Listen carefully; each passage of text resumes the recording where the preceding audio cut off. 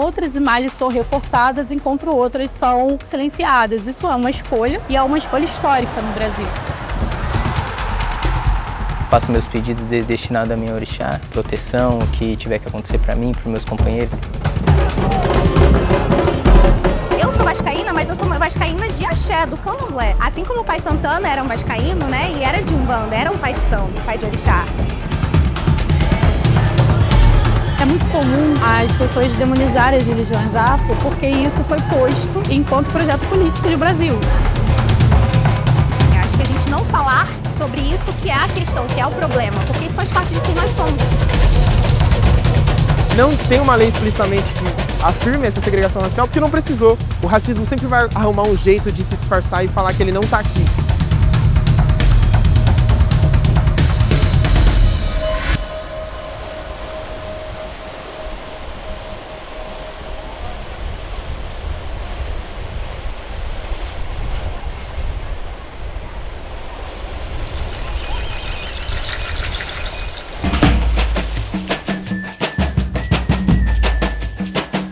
As religiões de matriz africana nasceram da resistência. Vieram nos navios negreiros, sobreviveram à escravidão, foram criminalizadas e até hoje sofrem intolerância, que no Brasil quase sempre tem cor e origem.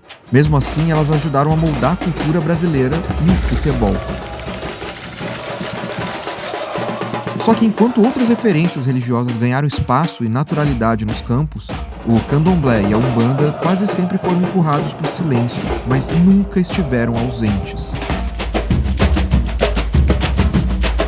Santana, ele foi um massagista que passou por alguns clubes antes de chegar no Vasco, inclusive aqui no estado do Rio. Mas quando ele chega, ele já se torna essa identidade, esse ídolo pra torcida, porque ele tem essa característica de ser um cara acolhedor, que escuta, né? Ele é, afinal, um pai de orixá, então o pai de orixá tem um pouco dessa característica de precisar escutar as demandas dos seus filhos. E principalmente ele se torna um ícone por ser essa pessoa que leva a sua religião, a sua liturgia pra dentro do futebol, que é fazer os trabalhos, as macumbas. E é muito importante reivindicar também esse lugar, porque é macumba mesmo, mas é macumba num lugar não negativo, assim, mas num lugar positivo mesmo, de mexer com elementos da natureza, de ser essa pessoa que entende o mundano e o espiritual.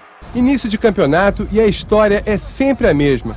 A irregularidade virou a marca do time nos últimos anos. Mas existe ainda a ideia da maldição de São Januário. Para muitos, essa foi a causa da má atuação do último domingo. Com a palavra, o especialista do clube em assuntos inexplicáveis. O que se pretende fazer agora para o Vasco conseguir vencer aqui novamente? Eu vou fazer o mesmo trabalho que eu fiz nos outros anos. Inclusive, vou botar os médicos trabalhando aqui no campo. E a gente tem o pai Santana sendo esse ídolo porque ele viveu o Vasco na sua intensidade. Ele era um líder religioso, era uma pessoa que escutava esses jogadores, que é uma coisa que falta muito nos bastidores. A gente comenta também sobre como é o psicológico desses jogadores e que o pai Santana dava isso também pra eles. Não só no sentido, né, da sua profissão, mas também do colo, do afeto, do cuidado, um trabalho espiritual que é muito rechaçado, mas é basicamente mexer com os elementos que a gente tem, que são vivos, né?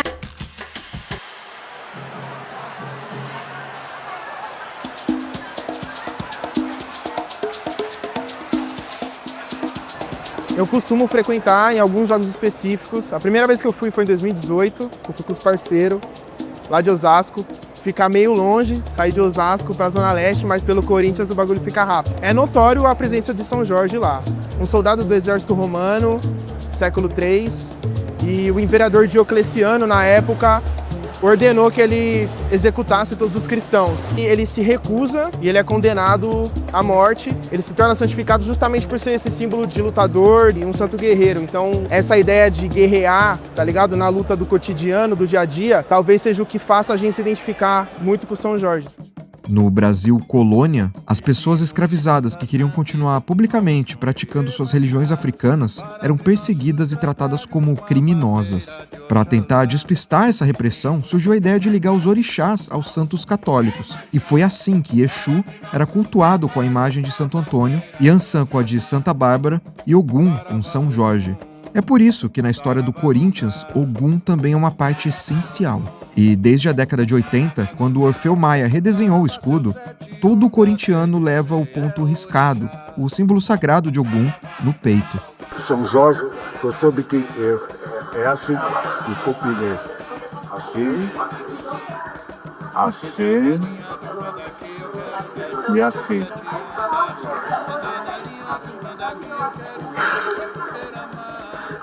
Esse é o ponto de São Jorge. São 6 pontas, o São Jorge jogou. Aí eu peguei a âncora, tem um encanto aqui dentro. Tem uma faceta que aponta para o embranquecimento de Ogum na figura de São Jorge, mas ao mesmo tempo tem uma faceta de estratégia de sobrevivência.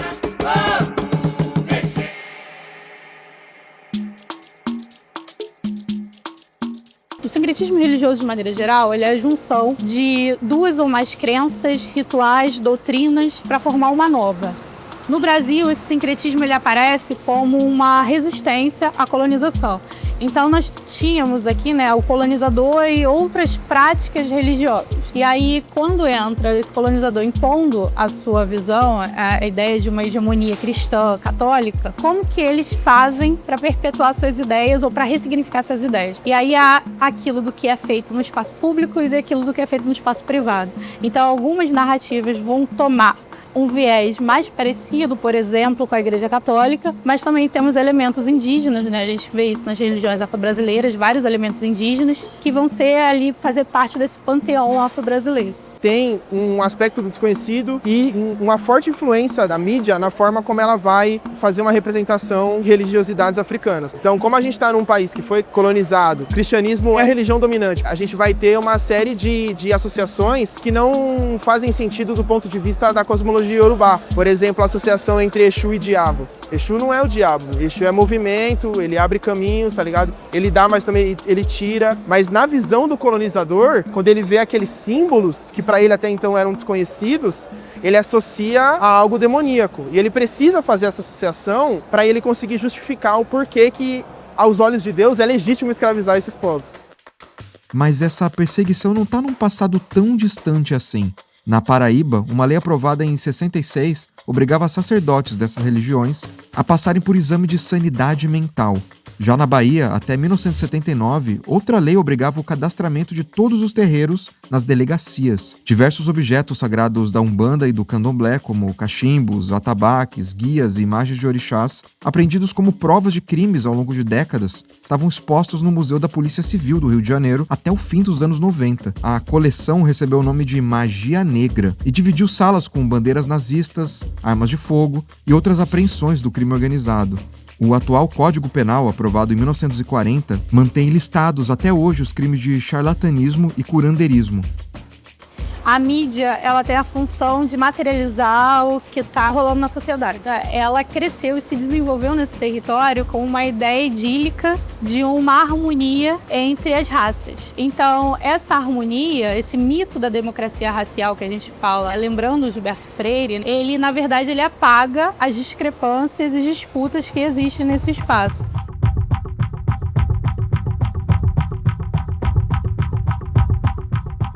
Eu vejo o jogador, o Paulinho, que é uma pessoa que depois que se expôs à sua fé, fez referência a Oxóssi no arco e flecha, foi uma pessoa que passou a receber muitos ataques, assim. Eu acabo acompanhando ele, porque eu tenho ele como uma referência, e os comentários são realmente muito pesados, assim, muito tristes, de pessoas que são ignorantes, e aí não botando juízo de valor, ignorantes no sentido de não saber mesmo como funciona a liturgia.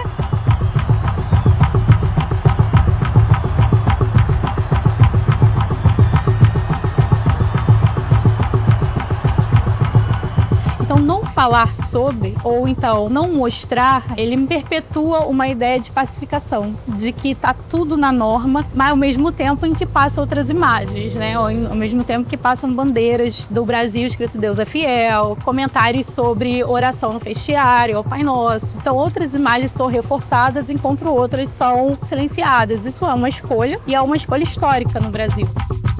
E se, como dizem, futebol e religião não se misturam, na imprensa esportiva esse silêncio é ainda mais profundo. É fácil lembrar de comemorações religiosas de jogadores que se tornaram icônicas, na maioria das vezes cristãs. Mas na final da Copa do Brasil de 2023, um gesto do herói do título inédito do São Paulo passou quase despercebido.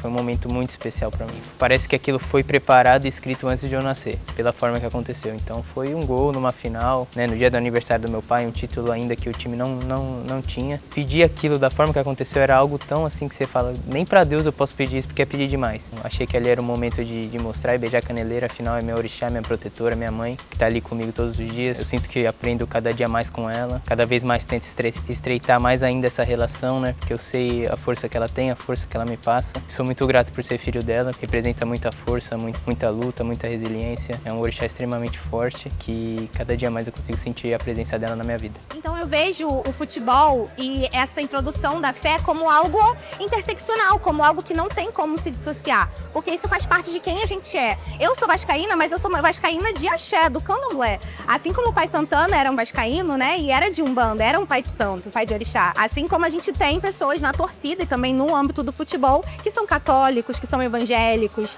que são budistas, enfim, essa diversidade de religiões. Então, é indissociável isso, assim. Acho que a gente não falar sobre isso que é a questão, que é o problema, porque isso faz parte de quem nós somos, e lidar com a divergência, com a complexidade, é o que faz a gente conseguir avançar.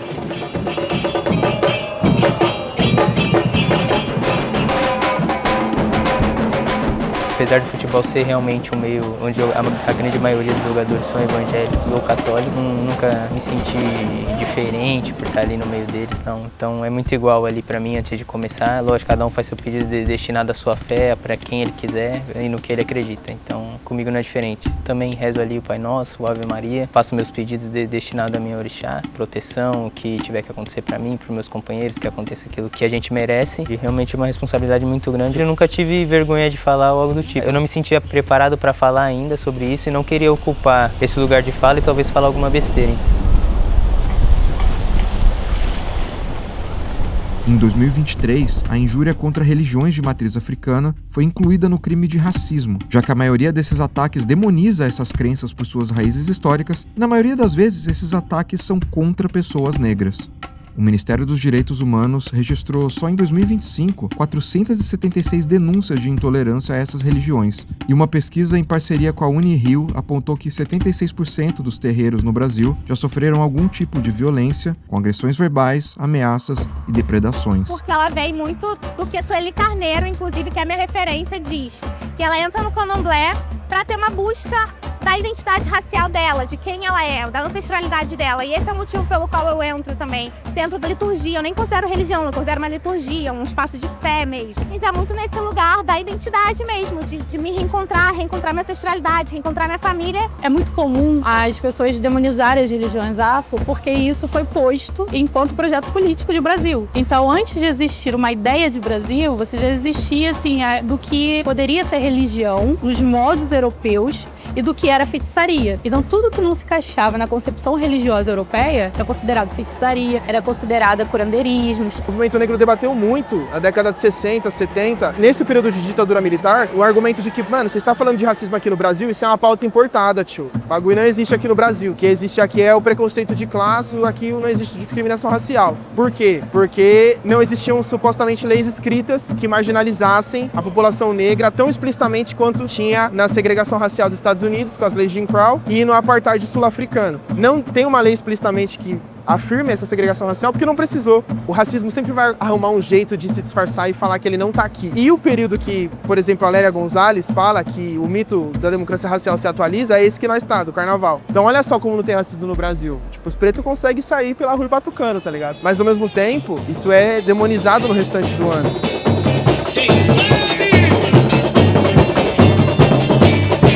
O carnaval ele é uma extensão histórica dos terreiros. Algumas escolas de samba, uma das principais, né, do Rio de Janeiro, eu vou dar o exemplo de algumas, que é a Portela, Império Serrano, Salgueiro, Mangueira. Eles surgem tendo como lideranças pai, mãe de santo, né, figuras muito importantes ali. E as suas baterias, eles também têm um enredo com os tambores dos terreiros. Então existe ali um vínculo histórico que liga a comunidade a essas religiões.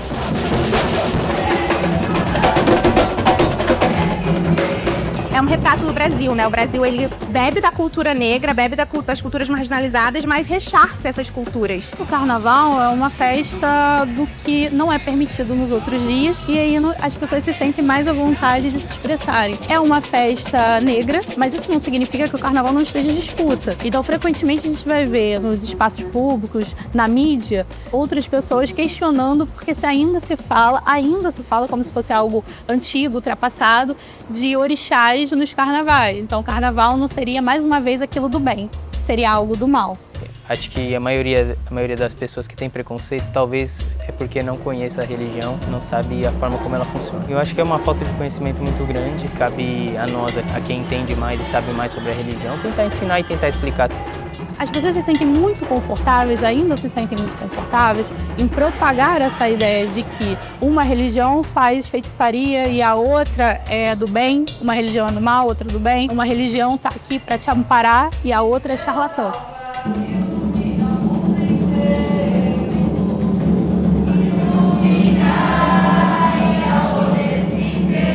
Se a sociedade não está curada do racismo, não está curada de outras doenças sociais, o futebol ele vai expressar isso. Se vivemos numa sociedade violenta, isso vai ser expresso com ainda mais violência. Então, o futebol ele é uma amostra, uma pequena, mas grande amostra, principalmente no Brasil, do que acontece no âmbito nacional.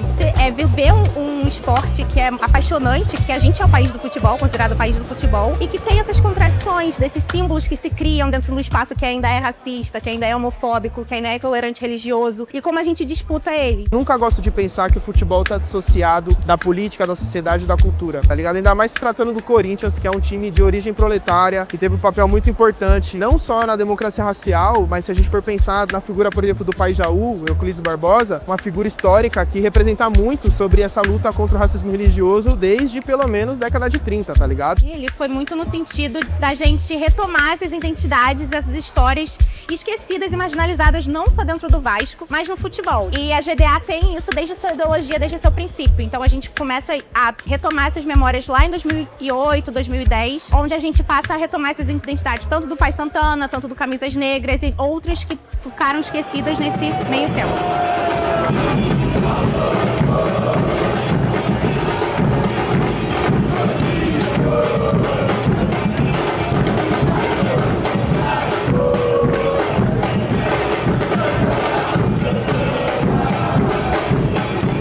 É muito importante resgatar essas figuras históricas, sobretudo pessoas negras, que a gente sabe que o racismo no Brasil, ele dá muito certo, porque a memória afro-brasileira é apagada, a gente não tem o direito à memória. É muito importante ter esse trabalho de resgate histórico de uma perspectiva plural e que reivindique a humanidade dessas pessoas, porque o tempo inteiro isso é dito pra gente que, mano, que não é coisa do ser humano, isso não é cultura, isso não é religião, sobretudo as religiões de matriz africana. Eu não sou daqui, eu não tenho amor, eu sou da Bahia, de São Salvador, eu não sou daqui, eu não tenho amor, eu sou da Bahia, de São Salvador, marinheiro, quem te ensinou a nadar, foi o tombo do navio, ou foi o balanço do mar.